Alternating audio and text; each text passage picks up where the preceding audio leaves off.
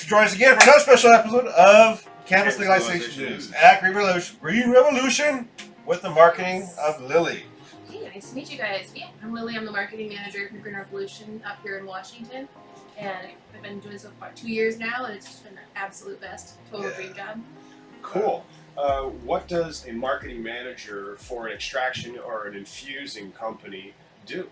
So I spend a lot of time out in the market. I'm checking out retailers, I'm checking out competition and everything like that. I spend a lot of time talking to bud tenders and customers when I can.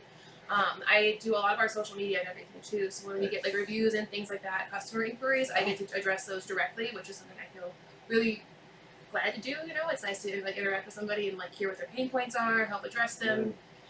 You know, in as specific as I can be. Of course, there's only so many things that I can say.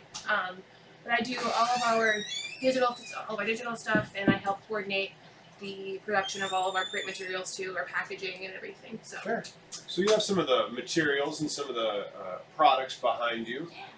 How did you develop and design the branding for those products? So we did hire an outside agency to help us with our new logo and the overall branding concept. But really in-house, we've got some great designers and some great team members who put these and they help them come to life. So really our main goal was that we wanted to be more of a branded house instead of a house of brands. So a lot of our products will have an extra name to it, like doozies or wild side, you know, or our beverage mixers and things like that. But we really want to make sure everybody knew when they walked into a store that these are Green Revolution products. You know, You're going with like the white. Yes, the kind of white background, the similar kind of label look on the front, across all of our product lines. So I think that's going to really help with brand recognition. It's going to help customers understand and kind of build trust, I think. So that's been exciting. And it's beautiful, too. That's the most exciting part of it all. And really, really tried to focus on, you know, sustainability and environmental impact. So all of our new boxes and labels are produced with 100% post-consumer recycled materials, you know. Oh, nice. We're trying to make sure that everything is child resistant. So our new joysticks packaging, for example, will have these 2 little buttons on the back that you don't know what to do. As you can see, right? Miggy can't open. Exactly. So it works. Yeah, you kind of. Which way? There we go. Yeah. Press on the back and pull. Just push on the back. Yeah. So it's very like. It's very considered. We're trying to be very intentional with our packaging, with the way things look, the way things work. Cool. Do you have to work with the regulators to get this approved? I do. So all of our packaging, edibles wise, I have to send in PDFs of all of these boxes, all the labels, and they help. You know, it's also kind of like proofreading too. They help check my math and everything like that, but it also has to follow a lot of their rules and sizing and placement for icons and information and things like that.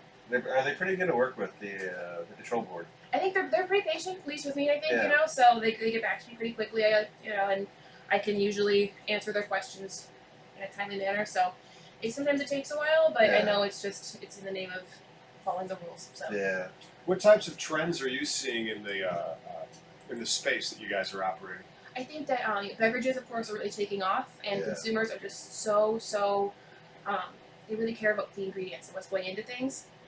So that makes me feel very proud to have products that I can give to you and say, hey, you know, my gummies are vegan, so you don't have to worry about gelatin. You know, no animals were harmed when making a doozy. Right. And you know, having our beverages non-GMO with real fruit purees and everything in that, like that just makes it taste better, and it just makes people feel better when they're drinking it. So that's something I'm glad that we do very intentionally. Sure. And all your flavors though, right? Like even in the gummies, or is that fruit puree too? I don't know. Those are fruit purees and everything like that. Our entire facility is gluten free. So that's something that you can rest easy on, you know, and like that with our baked goods. Those pre-baker baked goods are just delectable, like indulgent as hell. I love them. So that kind of thing is just, I love that we put this much thought and care into every SKU. Sure. How many SKUs are you managing? About 110 to 125 right now. Wow. So it's a lot. 110 to 125. That's a lot of different individual SKUs. How many of you said it was not a house of brands, but a branded house. So how many branded house comprise those 120 SKUs? I'd say 120 SKUs, probably between 11 to 13 different product lines. Like joysticks, tinctures, wild side, doozies. Oh yeah, so Green Baker baked goods, topicals, a whole range of topicals. And let's see, joysticks, beverages. We have our wild side. We also have a smaller version, of a shot version. So it's an energy drink kind of shot. And those things are really great and very cool. And also, yeah, we are pioneers of the nanotechnology up here in Washington, so Yeah. all of our products are super bioavailable. You know, I think you talked to Alex about how UNET works a little bit and how that really changed the game for us, and I love it so much. That was something that even when I first heard about it, I was like, okay, yeah, we're gonna try this and we'll see how it goes. Yeah. Like that's hokum, you know, but it really does work. So you were here in the transition when they started doing the nano? Yes. Neat. Yes. So you experienced the before and the after? Yes. Yeah. Yeah. It's amazing.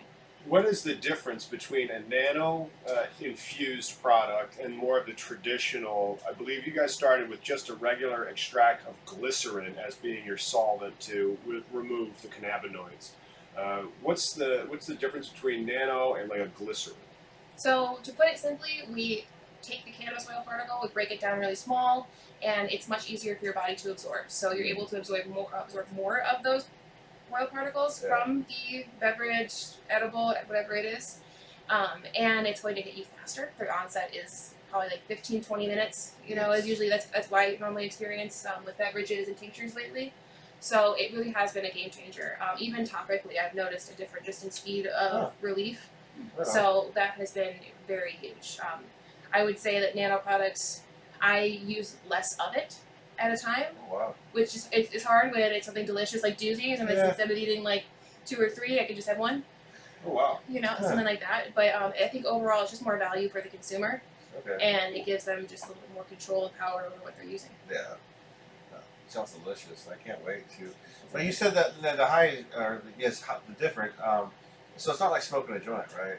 Like the drinking a. Not exactly. No, I think the onset time is probably similar because you're getting it a lot faster. You know, you're not waiting an hour or maybe even 2. I'd say within 30 minutes, you're probably going to get what you're going to get from the like a euphoric feeling. Is that kind of what it happens? Definitely. Yeah. Right. And we can definitely back all this up too. I think that's what I really love about our brand the most is that I'm telling you this, you know, but I can show you how it works too. And like when you buy a product on the back and you scan the QR code, you can see all the test results. You can see the particle size analysis. So you know that however many, whatever percentage of the oil particles are the size of a nano, you know.